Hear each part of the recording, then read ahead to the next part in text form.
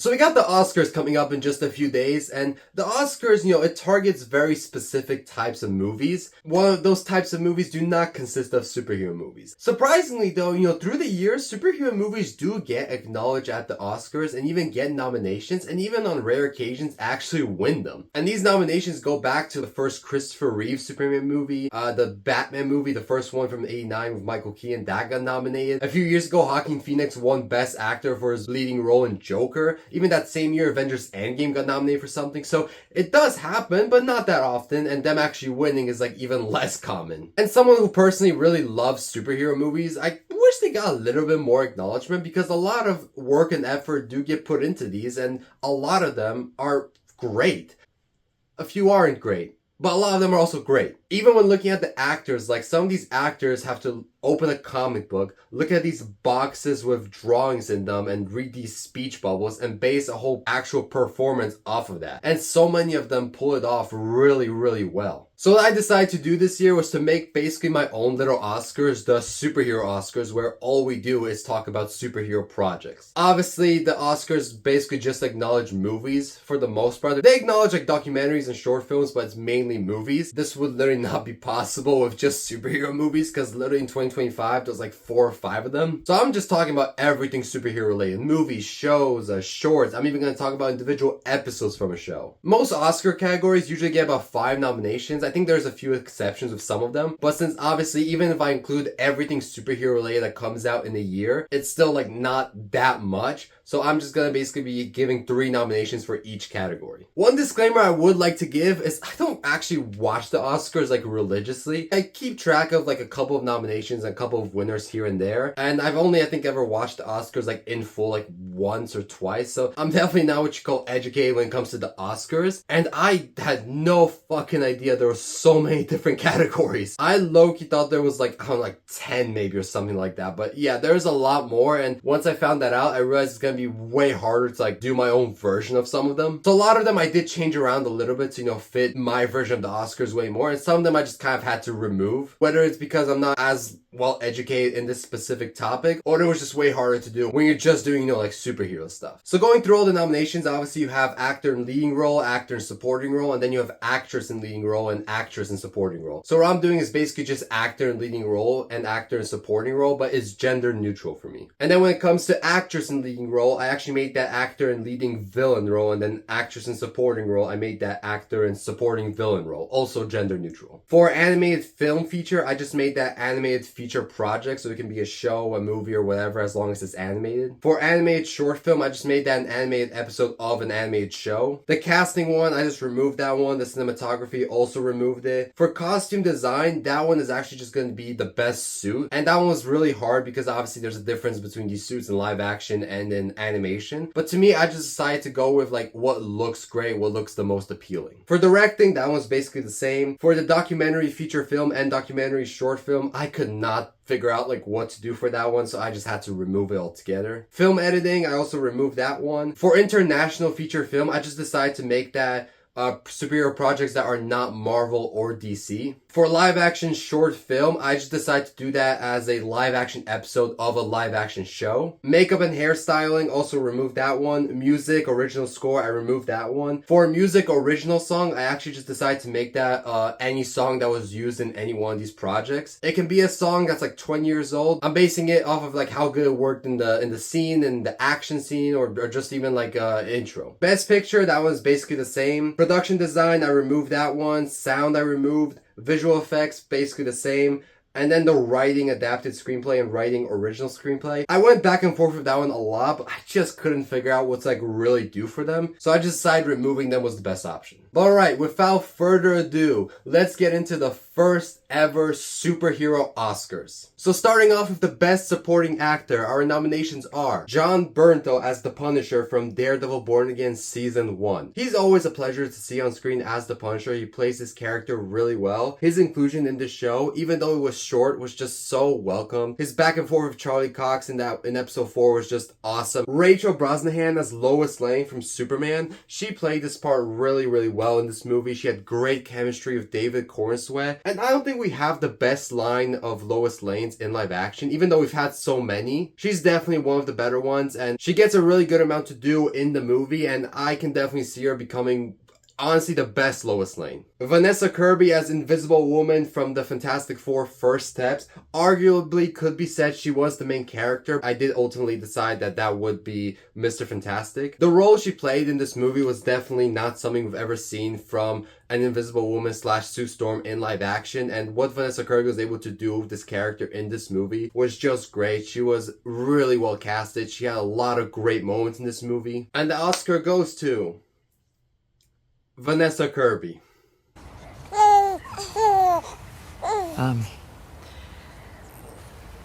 Most of you know me.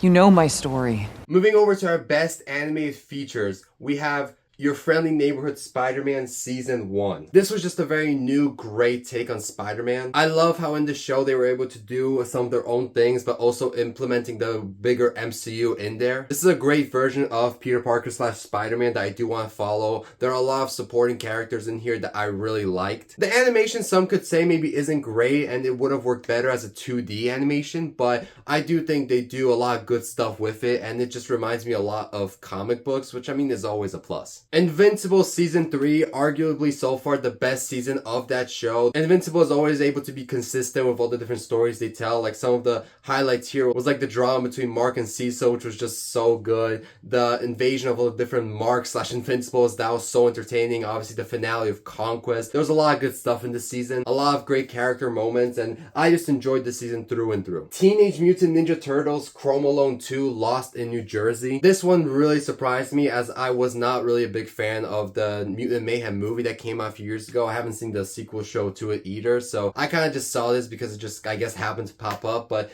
it was great. It was very short, obviously. I mean, it is a short, but what it did in that, like, I don't even know, like less than 10 minutes was just so good. It was so entertaining. A very smart, nice idea. Executed really well. The animation was really great. That's definitely not something I'm complaining about from the movie, and I'm not complaining about it here. And the Oscar goes to Your Friendly Neighborhood Spider-Man Season 1.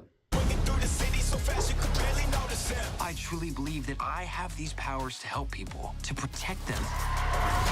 Moving over to Best Animated Episode. We got Creature Commandos Episode 6. Arguably the best episode when it comes to the origin of any of these characters. I think Dr. Phosphorus was a great lead in this episode. He had a great backstory. Very emotional, very tragic, and then you have that ending bit where he just officially becomes the villain. With this show being R-rated / TVMA, they were able to really do whatever they wanted. And you can see that in every brutal scene you get in that episode. You have that amazing montage, and it just caps off the episode really well. Personally, a really enjoyable one for me. Your Friendly Neighborhood Spider-Man Season 1, Episode 1. This show overall was a great introduction to this new Spider-Man, and obviously a lot of that's thanks to this first episode, where we get a little bit there where we see him before the spider bite, we see his origin, which when you just watch the first episode, you might think to yourself, that's a very odd origin, but then once you see the whole show in the finale, it all makes sense, and it actually really works. You get a lot of beautiful moments that really sell you on this world and this version of Spider-Man, and I love how it caps off with that parallel to Captain America's Civil War, which is why I keep saying how like they're doing their own thing but still taking some inspiration from the MCU. Invincible Season 3 Episode 8. This is just what you call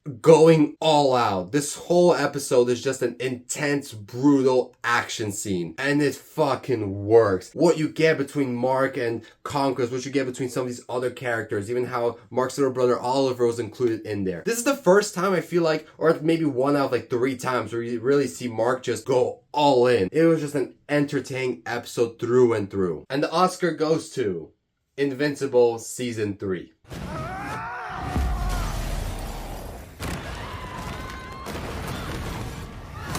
Moving over to Best Costume Design. Your Friendly Neighborhood Spider-Man, the Spider-Man suit. Throughout the show, he wears a bunch of different suits, whether it's his first suit, which I actually thought was also pretty great. All the different suits he goes through when he's working with Norman Osborn. The white Oscorp suit that he wears for a little bit. But once we get to that Spider-Man suit, that classic looking red and blue Spider-Man suit, the show just honestly becomes so much more appealing to look at. Spider-Man suit is a great one, and no matter if it's live action, animated, if it's on a comic book, his suit is always just beautiful to look at. Invincible Season 3, Invincible's black and blue suit. I really grew to love this suit, honestly so much more than his original suit. I just think it looks so cool in like every action scene and every just scene of him flying. I think it looks so good. And while I am pretty sure they're most likely gonna go back to that original suit, I actually would not mind them sticking with this suit. I just think it looks really cool. Superman with the Superman suit. I think this is a perfect take on the Superman suit. A lot of suits these days don't, really go with the underwear. And this suit did go for that. Made it look really good. The colors are all great. I even really grew to love the material the more I watched the movie. And I think it's a very colorful and appealing suit to look at. And I look at that suit and I think to myself, yeah,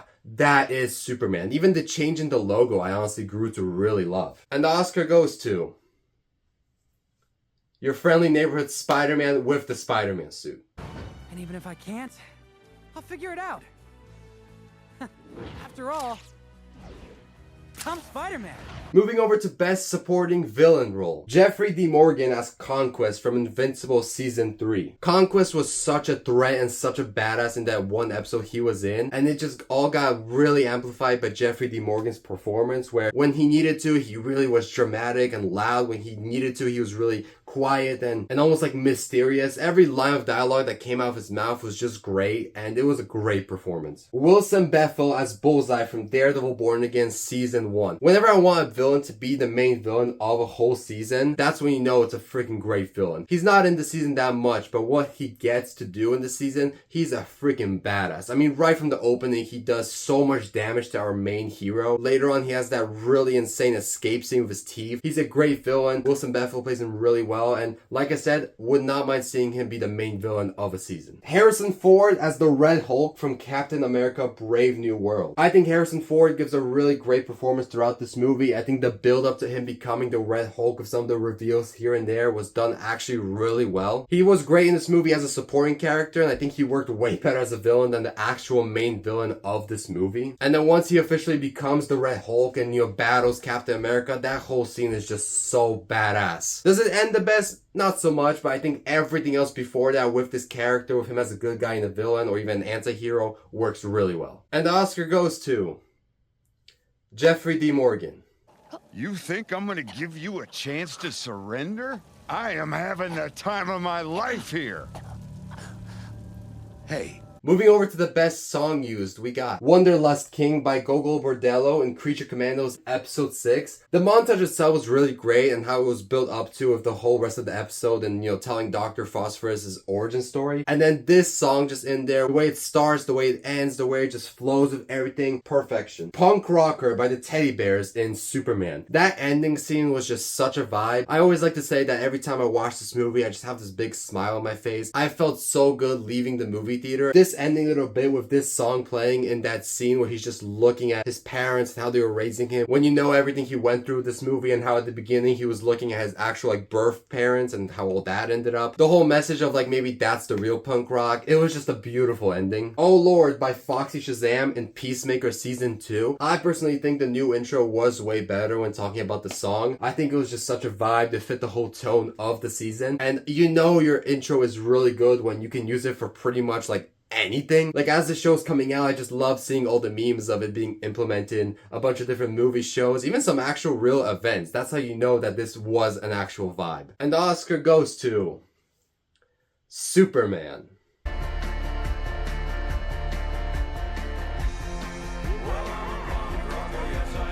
Moving over to Best Visual Effects, nominations are Captain America Brave New World. The movie had really great action, whether we're talking about the aviation sequences of just seeing Captain America and the Falcon in this air battle around, honestly, a really cool setting in that celestial body. That whole sequence looked really great. It was so fun, and even at one point, Sam Wilson rides a missile. This sequence looked great. The final battle of the Hulk looked incredible. It was the first time in a while we got to see a Hulk just be a Hulk. And even how the fight moved from like one location to another one, how we got to see Red Hulk chasing Sam. Like, I think a lot of the visual effects in this movie actually looked really, really great. Ironheart, a lot of the sequences of her using the suit looked really, really great. It just felt so real. We've been missing these sort of Iron Man suit up sequences in the MCU for a really long time. And you can say what you want about the show, but the actual effects in it were pretty great, especially when it comes to the Ironheart suit. Fantastic Four first steps. Just that whole space sequence alone is all you need to be convinced that this movie had great visual effects. That entire sequence was amazing. It looked amazing. The tension was there. And especially when they get to Galactus, his whole reveal. Oh my god, when they go into a black hole. And even like some of the drama in there where Sue is literally giving birth. Like, there's a lot of great stuff in that whole sequence. I think even a lot of their powers looked really good. Galactus looked really good towards the end. It was a really great looking movie. And the Oscar goes to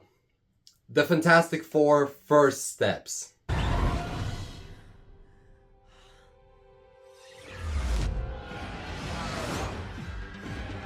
Moving on to Best Live Action Episode. Daredevil Born Again Season 1 Episode 8. This is the episode where I was really feeling like, yes, this is a continuation of that Netflix show, which as we all know was great. Post-overhaul team really kicked in. This episode had great tension. You brought back Bullseye in there. His escape was just badass. His scene with Matt was awesome. The whole sequence at like the opera and the ending where Daredevil literally jumps in front of a bullet and saves Fisk. This episode was freaking great. And it really bums me out that a bunch of the episodes prior just were basically a completely different thing. Ironheart Season 1 Episode 6. I say Season 1, but very likely we're not going to be seeing a Season 2. I actually think the finale for this show was pretty good and honestly one of the better finales of the MCU shows. The final battle was pretty decent, and like I was saying earlier, a lot of the action, the Ironheart suit sequences looked really good. This episode was no exception. The Mephisto appearances in there were freaking great. Just the conversation between Mephisto and everyone he talks to in this episode was really good. I'll even say the ending bit where Ironheart actually strikes a deal with Mephisto was just such a great way to end this show. Peacemaker Season 2 Episode 6. This is where the season really starts going into the whole like multiverse thing. We go to that second Earth. We got a lot of the characters together this episode, which you just didn't see them together that much throughout the whole season. And that's just something that was really great about Peacemaker Season 1, seeing these characters together, their interactions. You get that here. Vigilante might be as absolute funniest. That ending reveal just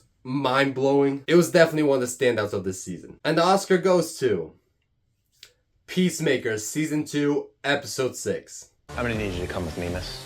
Why are you here? We're all here, Chris, to get you to come back. Now moving on to Best Indie Feature Project, Invincible Season 3. It's crazy how Invincible in and of itself is basically like a Marvel/DC universe. It has so much lore, so many characters, so many heroes and villains, and it's great. Dogman. Dogman was so much better and funner than like I swear to God it had any right being. It had really great animation. This is the type of situation where the animation is like heavily inspired by the book/comics that it's based on, and it's like a perfect translation. And just the concept alone of a dog man is just great. Teenage Mutant Ninja Turtles Chrome Alone 2 Lost in New Jersey. The Teenage Mutant Ninja Turtles world has also so much to offer, and the fact that they're able to make like this little short that's just great and implement a bunch of different things from this lore. And the Oscar goes to Invincible Season 3. I will never work for you again. We're done.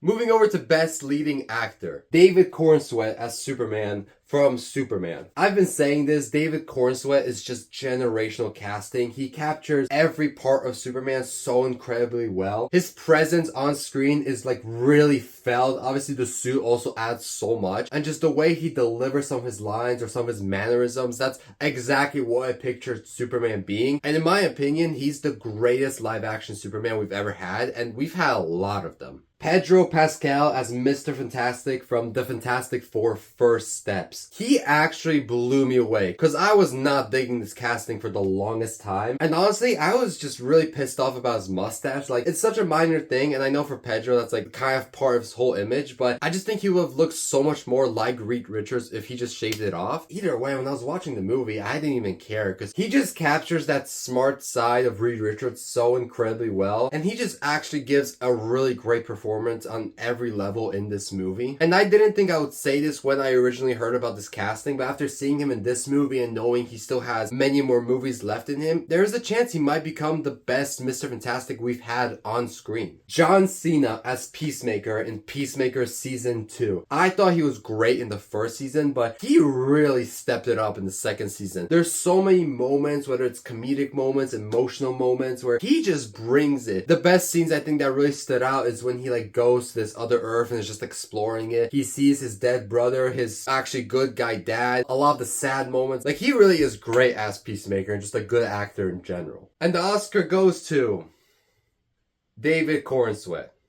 I wake up every morning and despite not knowing what to do, I put one foot in front of the other and I try to make the best choices I can. Looking at the best director, we have Jake Schreier, director of The Thunderbolts. There's a lot of great shots in this movie. A lot of the character interactions are really great. A lot of the action is really good. The movie overall is just directed really, really well, and every setting it's in looks really good. Whether it's in the prison, whether it was in New York, in the desert area. I'm looking at this movie and it just looks really appealing. James Gunn, director of Superman. The way James Gunn directed this movie, the way it looks, it just feels like a genuine comic book come to life. Whether it's some of the action scenes with Superman, whether it's some of his flying sequences, it's a really great looking comic book movie. Matt Shakman, director of the Fantastic Four First Steps. I think it was probably a bit of a challenge to do this like 1960s retro world, but it was pulled off so freaking well in this movie, whether it's the way the movie looks, its atmosphere, obviously a lot of the visual effects and like the whole space sequence. It's a really great looking movie and they definitely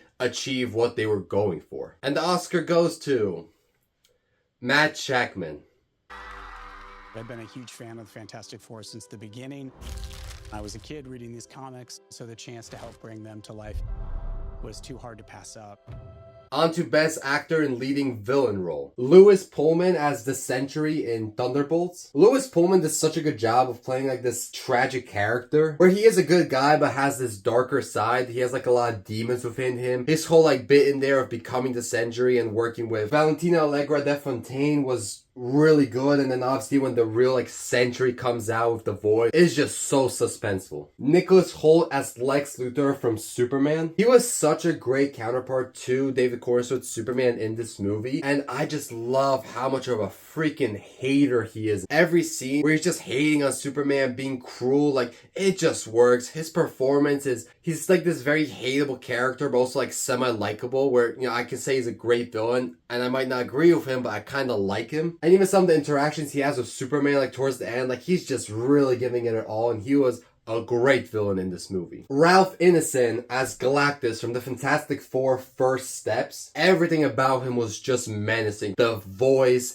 his whole look, and knowing that Ralph actually wore like a practical Galactus suit. Definitely, you know, a huge improvement on the previous live action Galactus we've had. And he was just really everything you'd want from a villain. He was menacing, he was threatening, and he really put up a good fight with the Fantastic Four. And at the end of the day, he's the type of villain that the Fantastic Four didn't like actually beat. It just kinda more so worked out for them, which I think is kinda how you have to do it with Galactus. And the Oscar goes to Nicholas Hoult.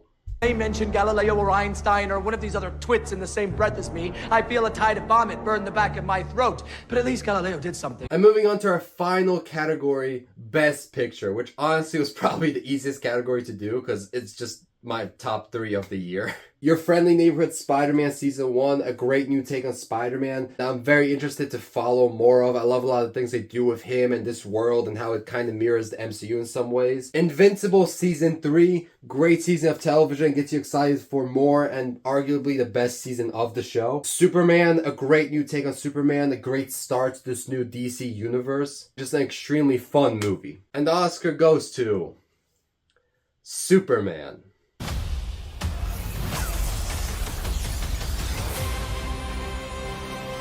And that, ladies and gentlemen, was the first ever superhero Oscars. Thank you for watching and see you next time.